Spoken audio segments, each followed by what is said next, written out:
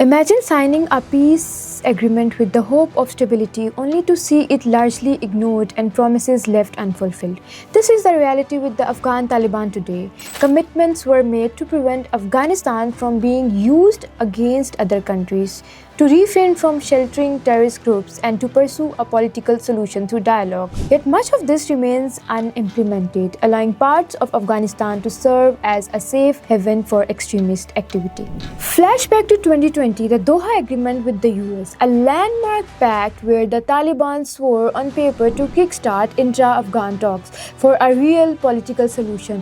They promised to release 5,000 prisoners but ensure those fighters didn't return to the battlefield.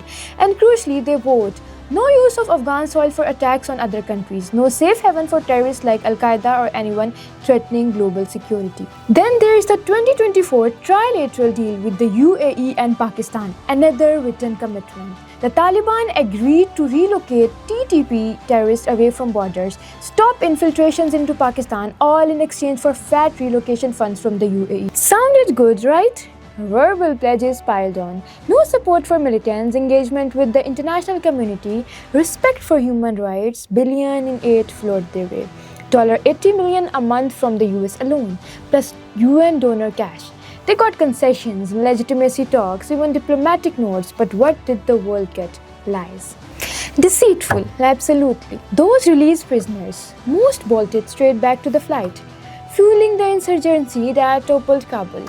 Intra-Afghan dialogue, a joke, no talks with the Ghani government, just a brutal march to power. Taliban 2.0, same old story, banning girls from school, women from work, enforcing obscurantist rules that crush half the population. Their government, a Pashtun monopoly. Out of 14 ethnic groups, Pashtuns 42%, Tajiks 27%, Uzbeks 9% and Hazaras 8%. The cabinet stacked. 49 members, mostly ex-militant commanders with key ministries, all Pashtun held.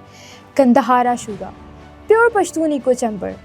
Non-Pashtuns, token sports. Token sports, 2 Tajiks, 2 Uzbeks, a couple Baloch, 1 Nuristani, no real inclusion, just exclusionary rule. Now the big one, terrorism from Afghan soil. Doha said no threats to others, but facts scream otherwise. Ayman al-Zawahiri blasted by a US drone in Kabul. August 2022, a full year into Taliban rule. Ex-CIA officer Sara Adams warns Saif al-Adil and Hamza bin Laden are chilling in Kabul under Taliban protection. UN monitoring team 35th report says it all. Saif al-Adil reorganizing Al-Qaeda in Afghanistan, reactivating sleeper cells in Iraq, Libya and Europe. The 36th report says Taliban handling TTP leader, guest houses in Kabul, movement passes, weapons permits, arrest impunity, courtesy of their General Director of Intelligence. Sigar 66th quarterly report further elaborated. UN estimates 6,000 to 6,500 TTP fighters in Afghanistan plus 12 Al-Qaeda seniors, 16 Pakistani security forces killed by TTP in South Waziristan. In 2024, Pakistan, UAE and Taliban reached a trilateral agreement. Taliban will relocate terrorists from border areas to inner Afghanistan. Yet this promise too proved false. Only a few hundreds were moved with no monitoring system or proper lists. The result: in the first 6 months of 2024, Pakistani security forces killed 133 Afghan terrorists in Khyber Pakhtunkhwa and Balochistan.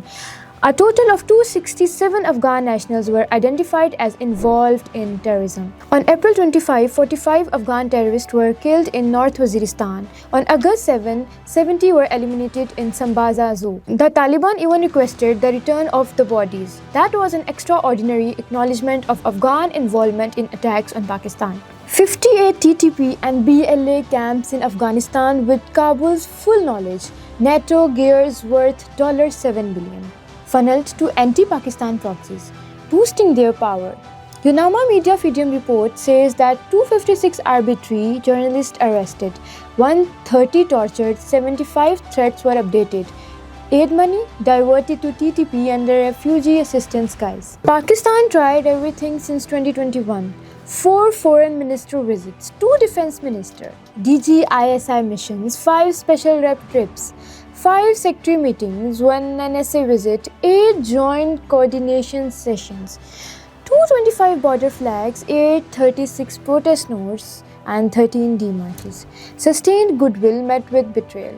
Tensions boil, explosions in Kabul, accusations flying while Taliban cozy up to India amid regional chaos. The Taliban remain dangerous, harboring Al Qaeda, never renouncing ties. Pakistan and Tajik Taliban camps sprout in Afghanistan with Al Qaeda backing.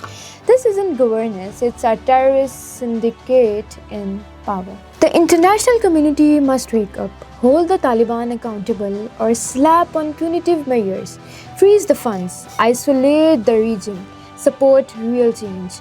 Broken promises breed endless war. Afghanistan deserves better. The world demands it. No more excuses. It's time to act.